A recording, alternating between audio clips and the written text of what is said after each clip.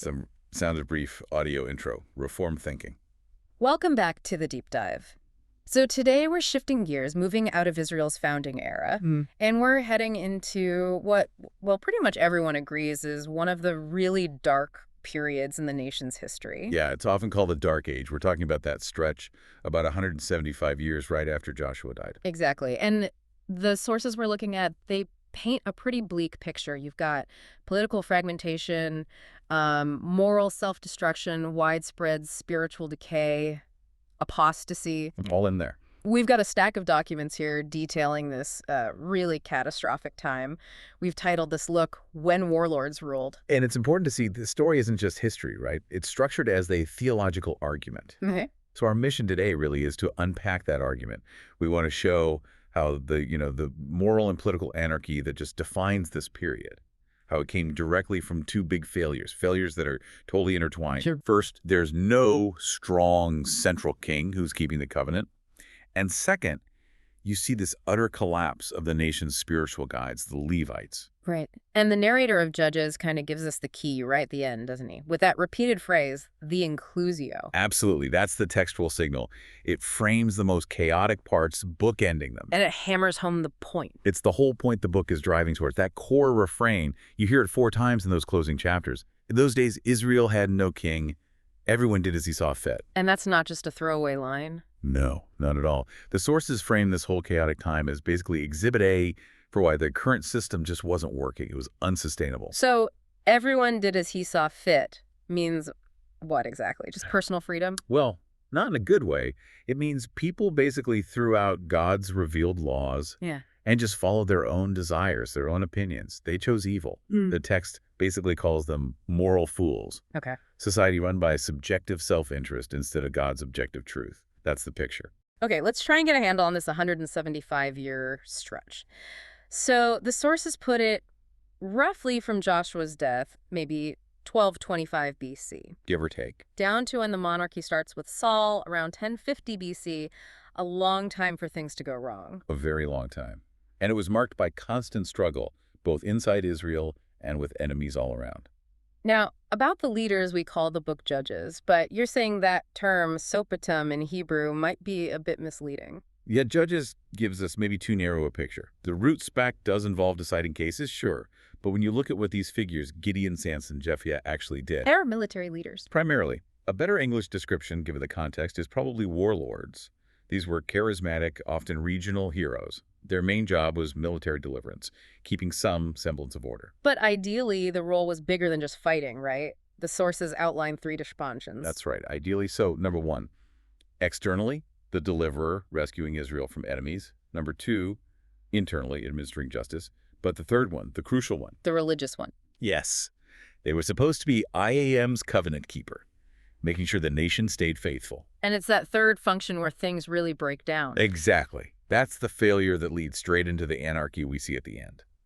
The warlords consistently failed to uphold the covenant. And this failure shows up in 2 main ways. Spiritual apostasy, and then that moral and political chaos where, tribal squabbles trumped any national unity. And the spiritual slide starts almost immediately, doesn't it? The generation after Joshua. Right away. The text is clear. They quickly forgot I am, started serving the Canaanite gods, especially Baal. And this wasn't like flipping a switch. It was gradual. Incremental syncretism. That's the term. It crept in.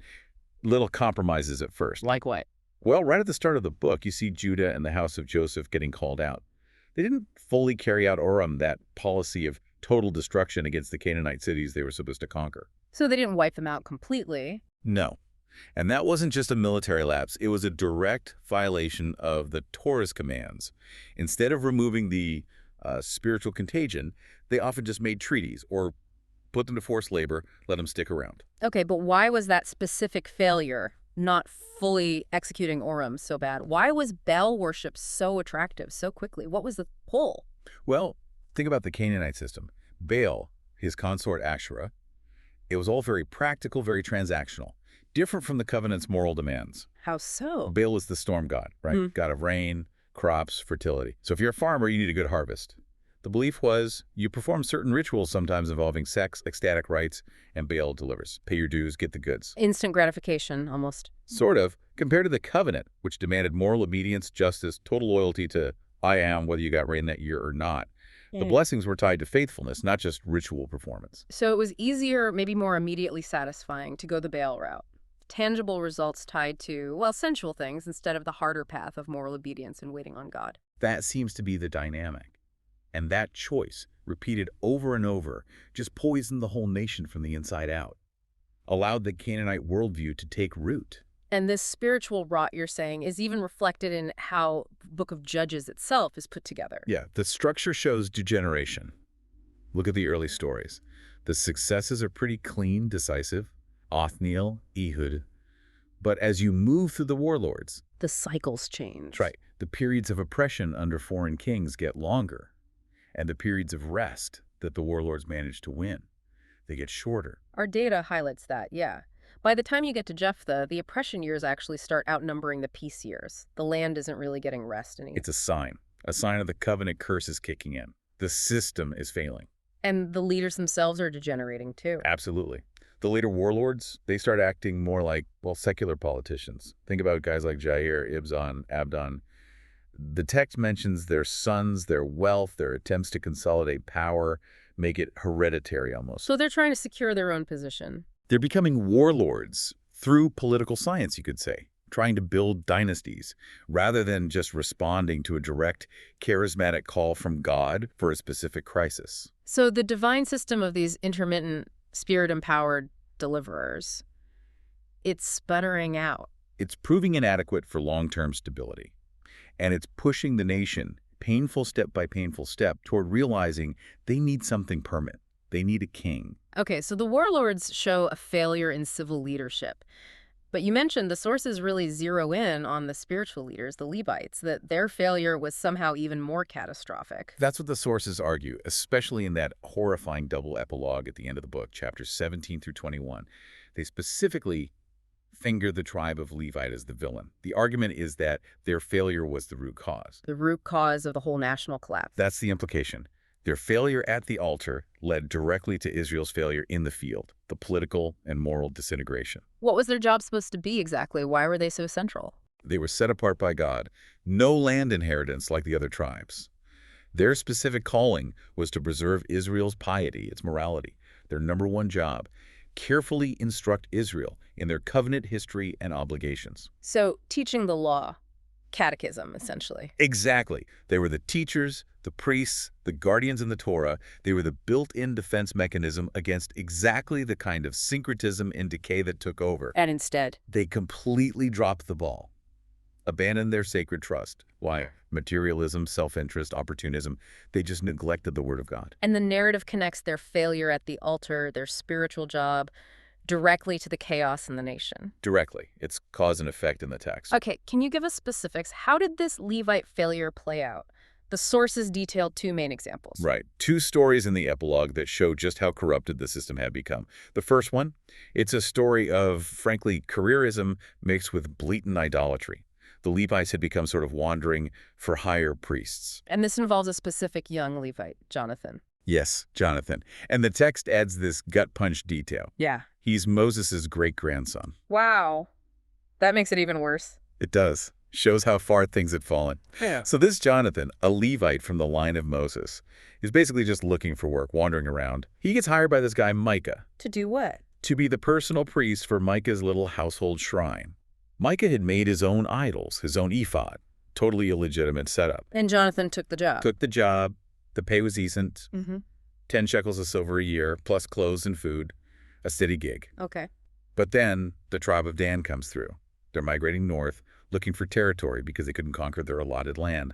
They stumble upon Micah's shrine. And they like what they see. They steal Micah's idols, his whole setup. And then they approach Jonathan, the Levite priest. And offer him a better job. Exactly. They say, hey, why be a priest for one family? Come with us. Be the priest for a whole tribe. More prestigious, probably better pay. And jumps at the chance. Immediately abandons Micah, takes the job with the tribe of Dan. He chose status and security over covenant faithfulness. So he basically mediated the installation of a completely false cult for an entire tribe. That's exactly what happened. Yeah. And the text notes that this idolatrous shrine in Dan lasted for generations. It shows the rot wasn't just external, it had infected the religious heart of Israel, the Levites themselves. That's sobering. What's the second failure? You said it escalates things? It escalates things from, professional failure and idolatry to outright moral depravity leading to national bloodshed and civil war. This story involves another Levite, unnamed, described as calloused and violent. This is the story set in Gibeah, right? It's incredibly disturbing. Deeply disturbing. Yeah. And it's meant to be. It marks the absolute moral low point. So this Levite is traveling with his concubine. They end up staying overnight in Gibeah, a Benjaminite town. And the text explicitly compares Gibeah to Sodom. Yes, signaling extreme wickedness. A mob of worthless men surrounds the house, demanding the host bring out the Levite so they can gang rape him, just like Sodom. And the Levite's response. It's unbelievable. It's an act of staggering cowardice and cruelty. He takes his own concubine, shoves her out the door to the mob to save himself. Throws her out. Throws her out. She's brutally raped and abused all night. She collapses and dies on the doorstep. And it doesn't even end there. No. He finds her in the morning, puts her body on his donkey, takes her home, and then does something utterly grotesque. He dismembers her corpse, limb by limb, 12 pieces. Wow. He sends one piece to each of the 12 tribes of Israel. It's a gruesome, shocking call to arms, a demand for vengeance. But wait, if Levites were the teachers of the law, how could he even think of doing this? First, the moral horror of abandoning his concubine. Second, wasn't there a prohibition against priests touching dead bodies, let alone this? Exactly. It shows a complete disregard for the law he was supposed to uphold. The desecration of the body, the moral failure. It's total. And the lack of accountability you're pointing to. That is the point the source material is making. The whole system had collapsed internally. There was no one to check him. So he uses this horrific act to rally the tribes. Yes. He uses the lingering respect for his office, a Levite demanding justice, to incite war. But then, when the tribes assemble and he stands up as the sole witness, he lies. He lies. How? His testimony is full of half-truth and distortions. He conveniently leaves out the part where he threw her out. He makes it sound like the men of Gideon intended to kill him and that they murdered her. He twists the story to maximize outrage. Ignoring the law's requirements for multiple witnesses for investigation. Totally ignores it. Demands immediate, punitive action based purely on emotion and his distorted account. And the Israelites, already morally adrift because the Levites hadn't taught them properly, they buy it. They follow his lead. And that leads directly to the civil war against Benjamin. Devastating civil war. Benjamin makes things worse by defending the guilty men of Gibeah instead of handing them over for justice. So the other tribes go to war against them. And Benjamin is nearly wiped out. Nearly exterminated. Yeah. But the tragedy keeps compounding. The other Israelites, in their self-righteous fury, end up committing horrific acts themselves. They basically put Benjamin under a kind of false Urim, destroying towns, killing inhabitants. And then they realize they made a foolish oath not to give their daughters to the surviving Benjamite men. Right. Another rash oath. Yeah. So to fix that problem, they resort to more violence. They massacre the inhabitants of Jabesh Gilead, because they didn't join the war effort, and kidnap the virgins. Then they arrange for the Benjamites to abduct young women from Shiloh during a festival. It's just layer upon layer of violence and injustice, all stemming from that initial Levite failure and the subsequent lies. Using legalistic loopholes to justify breaking oaths they shouldn't have made, committing atrocities to fix earlier atrocities. It's the ultimate picture of anarchy. When everyone, especially spiritual leaders, just does whatever seems right in their own eyes, the result is national self-destruction. Okay, so that's the spiritual leadership failure. Now, let's pivot back to the civil leaders, the warlords. You said their individual stories also mirror this national decline, even the ones who started well. Yeah, the book seems structured that way. It pairs the early successes with the later, much more flawed leaders to show the downward trend over time. So the first three, Othniel, Ehud, Deborah, and Barak, their successes were unqualified. Why? Because according to the sources, they acted largely in fidelity to the covenant. God raised them up for specific tasks, and they, more or less, carried them out faithfully. Their victories were seen as God's victories. Othniel's story is pretty brief. Simple, straightforward. Faith leads to deliverance. There's that little detail about his wife Asa, faithfully asking for and receiving the upper and lower springs, a sign of blessing in a dry land. And Ehud, the left-handed Benjaminite. He's a fascinating figure. His assassination of the obese Moabite king Eglon using trickery, his left-handedness is presented as part of holy war strategy, trusting God to make his deception work. And he ambushed the Moabites at the Jordan fords. Right. Secured a period of rest. Pretty clean success. Then Deborah and Barak, here God's intervention seems even more direct. Definitely. That's the story where God is clearly the real warlord. Their victory over Sisera's huge Canaanite army, with all those iron chariots, it was miraculous. Because of the storm. Exactly. God sends a massive thunderstorm. The Kishon River floods, turns the battlefield into a mud pit, completely neutralizing the chariots, the enemy's main advantage. And the final victory, the killing of Sisera, doesn't even go to Barak. No. Deborah prophesied the honor would go to a woman because Barak initially hesitated, saying he wouldn't go without her. And it does. It goes to Jael, The wife of Heber the Kenite. Right. She wasn't even an Israelite, technically. Her husband had a treaty with the Canaanite king, but she ignores that, invites the fleeing Sisera into her tent, gives him milk, waits till he sleeps. And drives a tent peg through his temple. Brutal, but decisive. The text holds her up as the real heroine. She acted boldly, decisively, in faith. Where Barak wavered, she gets the honor. Okay, so those are the unqualified successes. Now let's shift to the next group, where the sources say the decline really sets in. Gideon, Jephthah, Samson. Their successes were only qualified. Right. Their stories are much messier. Their personal flaws start to overshadow their victories and directly contribute to Israel's ongoing problems. Gideon seems like the turning point. He wins that incredible victory against Midian with just 300 men. A clear act of God-inspired faith initially. But Gideon himself was deeply flawed, fearful, vengeful. And his big failure, theologically speaking, was the ephod. Yes.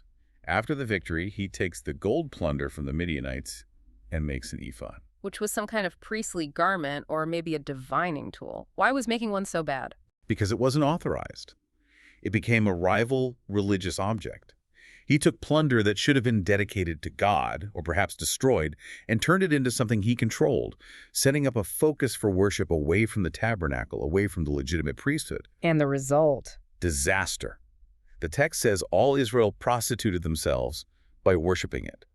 And right after Gideon dies, they make Baal-berith their god. Gideon's action, even if maybe well-intentioned, directly led the nation back into idolatry. And he had that vengeful streak too, right, against his own people. Yes.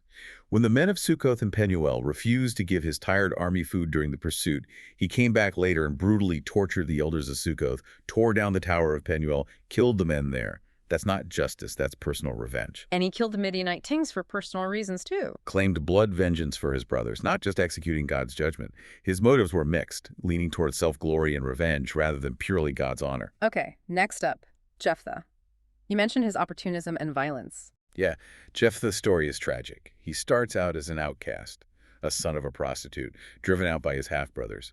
So when the Gileadites desperately need a military leader against the Ammonites, they come crawling back to him.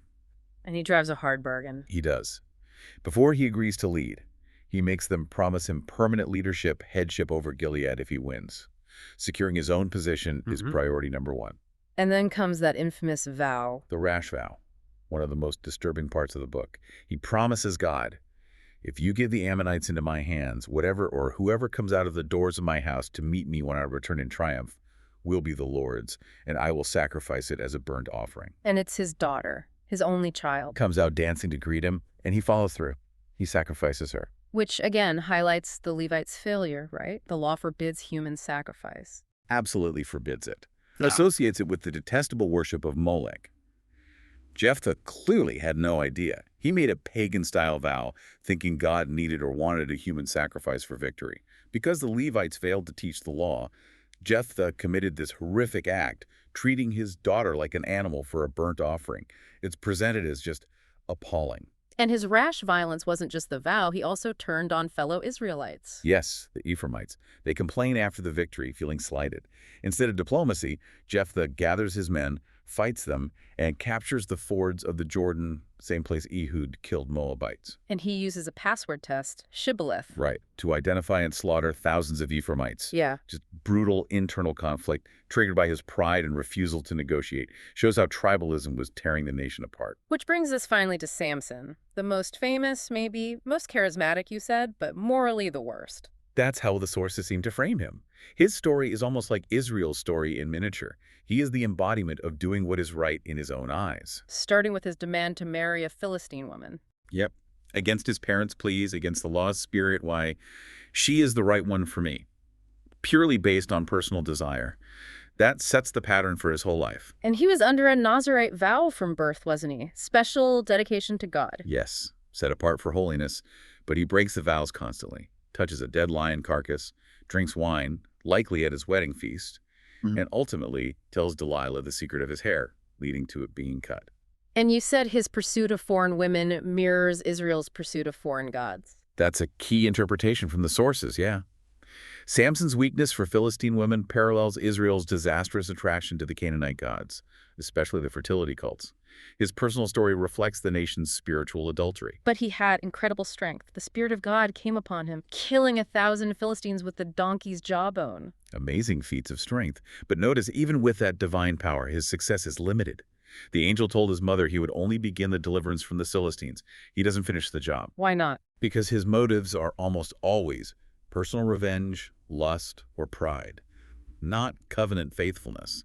His strength isn't matched by character. And his own tribe, Judah, even turned against him at one point. Yeah, that's a low point. 3,000 men of Judah come down to arrest him and hand him over to the Philistines. Why?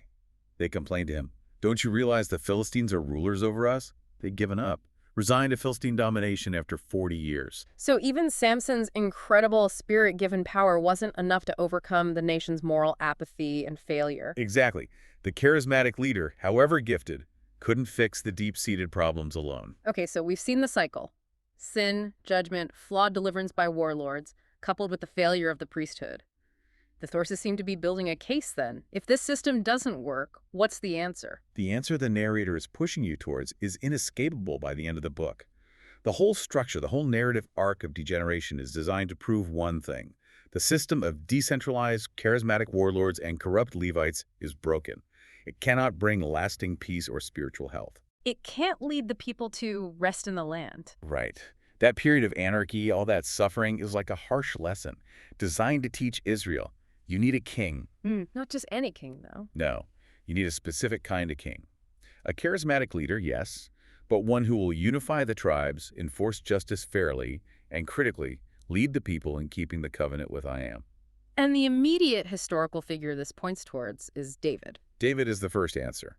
He does many things the warlords couldn't. He centralizes power in Jerusalem. He brings the ark there, centralizing worship. He largely succeeds in unifying the tribes and enforcing justice. Despite his own significant failings, he provides the model of a king committed to the law, trying to correct the errors of the judges' period. But you're saying the argument doesn't stop with David because he wasn't perfect either. Exactly. David's model is crucial, but it's still flawed. The source text's ultimate theological claim goes further. It argues that the need demonstrated in Judges, the need for a perfect priest-king who can truly keep the covenant and solve the problem of human anarchy, that finds its final, complete fulfillment only in Jesus Christ. He's the only one who perfectly fits the bill. The only perfect covenant-keeping king. Now, you mentioned the Spirit earlier, empowering Samson and others.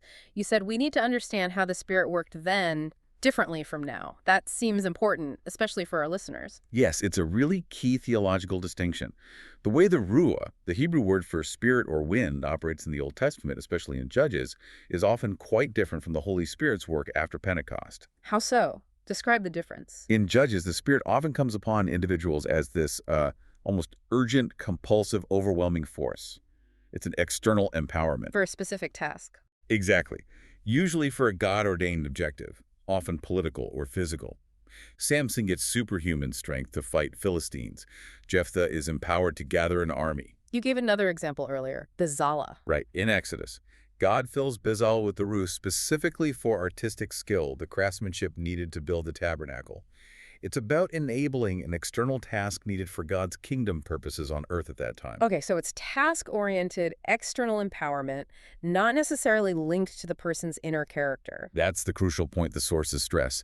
This phenomenon, the Spirit coming upon someone for power or skill, did not presuppose any particular level of spirituality or moral superiority on the part of the recipient. So Jephthah can be empowered by the Spirit to lead an army. While simultaneously being ignorant enough of God's law to make that horrific vow about his daughter, And Samson can have God-given strength. while living a life driven by lust and revenge, constantly breaking his vows. The rule empowered the external deed, the political or military act, but it didn't necessarily change or sanctify the person's heart or character. Which is fundamentally different from the New Covenant promise. Fundamentally, the prophets, like Jeremiah and Ezekiel, looked forward to a time when God would make a new covenant. He wouldn't just write the law on stone tablets, but on people's hearts. He would put his spirit within them. Not just upon them intermittently, but inside them. Inside them. Specifically so they would have the internal desire and ability to obey his Torah, his instructions. And the New Testament presents Pentecost as the fulfillment of this. Exactly. After Jesus' ascension, the Holy Spirit comes to indwell all believers permanently, and the focus shifts dramatically. From external empowerment for tasks. To internal spiritual transformation, sanctification. The Spirit now works within believers to produce the fruit of the Spirit, love, joy, peace, patience, and so on. He empowers us to put sin to death, to live Christ-like lives. A power for internal holiness that just wasn't available in the same way during the time of the judges. Right. That internal transforming power is the hallmark of the New Covenant people of God. The lack of it is painfully obvious throughout Judges. So wrapping this up, the core lesson from Judges seems pretty stark. Failure to live by faith, combined with the total breakdown in leadership, both civil and spiritual, it leads straight to chaos and national self-destruction. It's a grim showcase of human depravity when God's order is rejected and everyone did as he saw fit. It truly is. But, amidst all that darkness, the source material leaves us with this surprising, almost scandalous note of grace. How so? Think about who the New Testament remembers from this period. Hebrews chapter 11, that great list of faith heroes. Who gets mentioned from Judges? Gideon, Samson, Jephthah. Barak. Exactly. Gideon, the guy who made the idolizing ephod and acted out of revenge. Jephthah, who made the horrific vow. Driven by personal vendettas. Yet Hebrews remembers their faith. It focuses on Gideon's trust in God with the 300 men, not his later failures. So God chooses to highlight the moments of faith, even in deeply flawed people. That seems to be the point.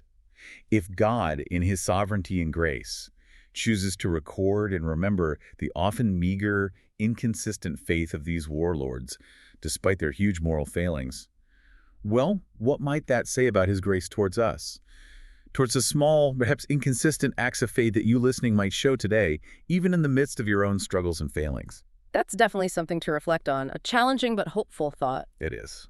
Well, that brings us to the end of this deep dive into the book of Judges. Thanks for walking us through that. My pleasure.